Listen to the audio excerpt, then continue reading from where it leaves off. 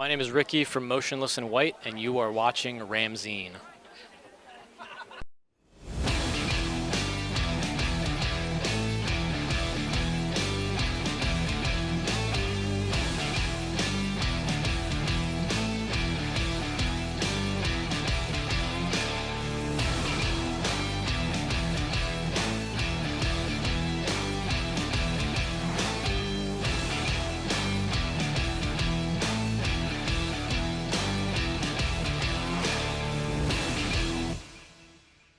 Vicky here at Download Festival, and I'm with Ricky of Motionless in White. How are you today? I'm great. Thank you for having me here.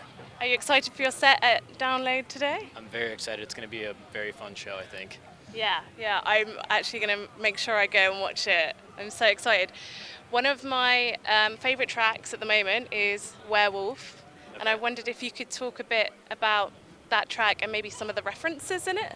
Sure. Yeah, I mean, Werewolf is kind of I don't want to say an oddball track but it definitely does stand on its own from the album. Yeah. And I think a lot of the influences from that were just, there's a big Michael Jackson influence in there. A lot of, I guess, more mainstream pop elements. I mean, we're not afraid to pull from anywhere, so we just kind of, whatever we gravitate to musically, we just kind of pull and use, and we're fortunate to be able to pull that off with our music and have it work. So, that's one of my favorite songs on the album. Yeah, and I've got to say I'm absolutely obsessed with those red jackets. I need one in my life. Do you think you would ever make and sell those or anything?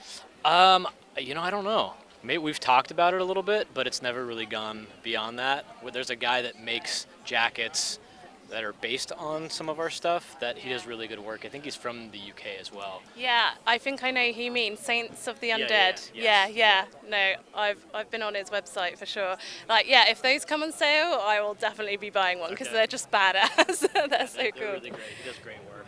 And then the other track that I like is Masterpiece. And what I wrote about it when I was listening to it was, it takes me back to my emo teenage years. The song is packed with emotion that really, that people really connect with, I feel. Anyway, it's a powerful track in that sense. Do you feel that way about it, or? I mean, I think the song in itself, just the nature of how it's laid out and how it progresses, is very emotional in the way that it hits you. I would agree with that. I don't feel it on a personal level, but I definitely, like when we play it live, when we hit that last chorus, there's people crying in the front row, so it definitely, I know that there's some sort of emotional connection there, and I don't know exactly what it is. I don't know, I'm not sure, but it definitely feels like there's an emotional progression throughout the song that kind of hits at the end, and it's very powerful. So and you have a few songs like that, and it just made me wonder, do you ever create songs with the emotion behind it in mind, or does that come more from Chris or the band as a whole? Or no, I think it goes both ways. I think the emotional side of it definitely can come out more with lyrics, depending on how Chris wants to word things or what he wants to talk about. But there's definitely a vibe that comes with writing music. And I think if you're sad about something or upset, it's going to reflect in whatever you're writing on guitar. So I think it goes both ways. It's definitely the lyrics can accentuate or take it in a different direction, but I think there's definitely a vibe when it comes to having emotional connection and writing music that feels a specific way. Yeah, I always feel like bands that really have something to say from the heart seem to make the most impactful, emotional music that fans will respond to. Sure.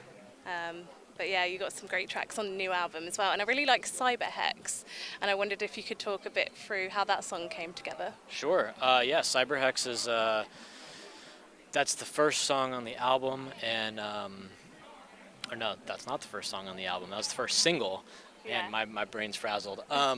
So Cyberhex, the reason that we chose that song first is because we felt like it had a very wide range that kind of reflected what the album is. And we have our kind of atmospheric video game soundtrack type feel, and then we also have the big epic choruses that we felt like were reflective of songs like Masterpiece.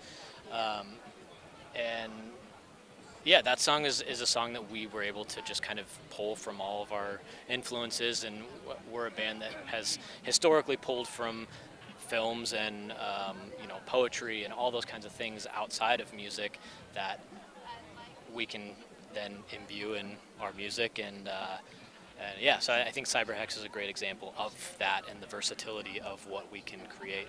Yeah, I felt like it had quite a strong statement message behind it. Would you say that? Um,